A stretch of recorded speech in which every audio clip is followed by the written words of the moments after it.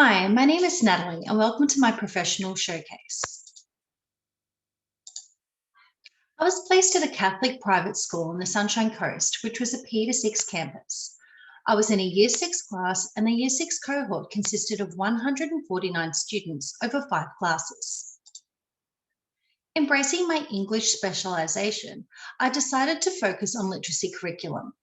My supervising teacher had already selected the content descriptors shown on this slide and advised me that his big idea for the term was to improve their sentence writing with particular focus on punctuation, structure, and vocabulary. His primary concern entering into the unit was the lack of student engagement with writing tasks, which was important in informing my backward planning approach for teaching. I chose to give students a stimulus-based rich writing task to determine their baseline abilities. My placement coincided with the Lions writing competition, so I utilised this stimulus for their writing task for two main reasons. First, it provided a stimulus and writing structure to scaffold students for success, and second, it provided incentive for successful writers to enter into a competition. While all students took part in the writing task, for the purpose of this showcase, I asked my supervising teacher to help me select 5 sample students. We selected students who were achieving at an expected level with support based on both the supervising teacher's Excel records of previous English writing tasks and the student data wall, which is located in the staff room. The data wall was based on a piece of writing from a subject other than English, for example, HASS or science, and then graded on a scale from 0 to 3, when considering all elements of writing. I color-coded my analysis of each student sample. The key for these codes are shown on this slide. I highlighted the main areas that required focus so that at a glance, I could determine the student's strengths and weaknesses. It is evident that all 3 of these sample students, although operating at that expected level with support, struggled with their punctuation and vocabulary choices. As you can see, my findings for students D and E were consistent with the previous 3 students. My overall findings from the diagnostic assessment include there was a high degree of difficulty for students to choose the correct punctuation. There was a very average selection of vocabulary. There was confusion regarding sentence structure, and there was very low engagement with the task, which is largely evidenced by the length of most of the student submissions.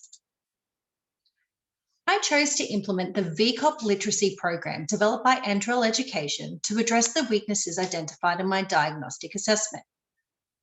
This program promotes a specific focus on vocabulary, connectives, openers, and punctuation, which I implemented as literacy rotations, whilst also observing GASP methodologies within each lesson. This evidence-based strategy enhanced the cycle between teaching, assessment, and achieving the curriculum objectives. The other aspect of this strategy that I really like is that it lends itself to regular opportunities for formative assessment and feedback, which means that I am able to understand students' abilities of components of writing rather than relying solely on one snapshot of work in their assessment. The literacy rotation that I ran in the first week of my placement focused on vocabulary. I implemented an I do, we do, you do pedagogy to build vocabulary word banks and provide students with an opportunity to practice using their new vocabulary. Examples of our collective brainstorming, amalgamated class word bank, and upskill practice sheets are included on this slide. In week 2, I merged the focus on openers and connectives. This literacy rotation focused on brainstorming sentence starters and included explicit teaching on sentence structures. Students were given an opportunity to practice using conjunctions to create compound sentences by playing Conjunctopoly, which was a huge success with the engagement levels. In week 3 of my placement, the literacy rotation focused on punctuation. I utilised the gradual release model of teaching by explicitly teaching students about punctuation, and in particular, use of commas and punctuation surrounding direct speech. Students were then required to rewrite unedited sentences with the correct punctuation, which provided me with a great formative piece of assessment of which I was able to provide students with feedback and feed forward. As you can see, I was also able to integrate a spinning wheel into this activity to keep those student engagement levels high. At the beginning of week 4 of my placement, students were advised of their stimulus for the big writing task, of which they were given 2 options. It was important to give this information to the students at the beginning of the week to ensure that their existing schema from the literacy rotations were activated and that their future lessons were very targeted.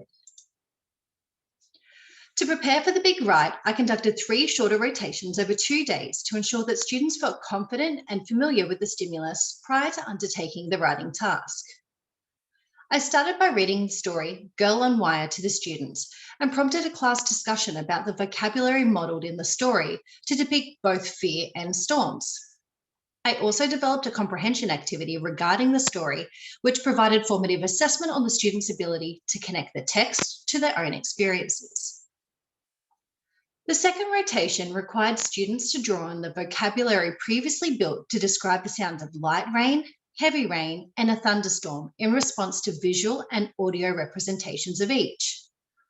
The final rotation was conducted simultaneously with the previous so that students could reflect on what they would see, taste, smell, and feel, both on the outside of the body and the inside of their body during these progressions of rain. These posters were then displayed in the room to keep the student findings at the forefront of their minds, becoming a really valuable class resource. Finally, it was the day of the big write. Students were given a planning document to complete prior to morning tea. This document scaffolded students to ensure that they had already conceptualised a beginning, middle, and end to their story and provided them with a chance to gather vocabulary from their word banks. While the students were at lunch, I darkened the room, switched off the lights, turned the fans right up, and found footage of a thunderstorm to play on the television. When students returned from lunch, they were excited at the atmosphere created in the classroom, and equipped with their plans, they were ready to undertake their 1-hour writing session. I was required to modify this task for 3 students. 2 students were permitted to type their stories on laptops due to their diagnosis of ADHD, and 1 student was provided with additional time for completion due to cognitive delay diagnosis.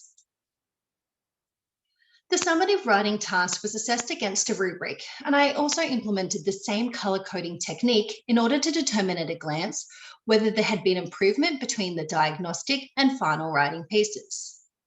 Here, it is very evident that the punctuation had improved exponentially since the original writing task, as had the choice of vocabulary. While the overall mark had increased for the student, I noted an issue regarding the student's irregular use of tense throughout the story as being an area requiring future teaching. While there were very similar findings for sample student C, being an improvement in both vocabulary and punctuation, I would like to point out in particular the improvement in student engagement. Both of these writing samples were conducted within the same time frame, yet the length and the detail of the second writing piece is far superior to the first. Once again, with sample student E, there was evidence of improvement across the board. Engagement was noticeably higher, and the overall mark for literacy had surpassed any of their previous writing attempts. It became very evident across the board that future planning would be required around the correct use of tense and development of sentence structures. There was an opportunity to provide feedback to all students on their rubrics, whereby I ensured that each student received feedback, feed up, and feed forward. The results were recorded on individual rubrics, which were uploaded as evidence of learning within student literacy portfolios. The grading, including any comments, were then recorded into an Excel spreadsheet maintained by the supervising teacher that he relied on for report writing. Reflecting on the original content descriptors, it is evident that all students improved their ability to punctuate their writing and up-level their vocabulary. Formative assessment tasks also evidence a strong ability for students to connect their own experiences of fear and storms to text. On this basis, I feel that I have successfully achieved my teaching objectives. One final observation is that regular formative assessment is incredibly important to not only decipher student understanding, but also to support teacher judgments for students who are absent from school. This was evidenced by the fact that 2 of my sample students were absent for the entire final week of my placement for unexplained reasons. At the end of my placement, I asked both the students and supervising teacher for feedback on the VCOP program. As you can see, the students really enjoyed the process and found value equally in each of the rotations. And the supervising teacher liked that the learning was targeted and that students understood the purpose for their learning. Here are some of my final reflections. Diagnostic assessment was incredibly useful in tailoring the curriculum to suit the needs of my class. Students performed the best in the activities that were the most engaging, and formative assessment provided me with an opportunity to provide students with regular and constructive feedback. On my next placement, I would like to try and integrate this type of strategy across multiple subjects and investigate more innovative ways to track data for complex subjects such as English. Thank you for your time. I will leave you now with my references and have a great day.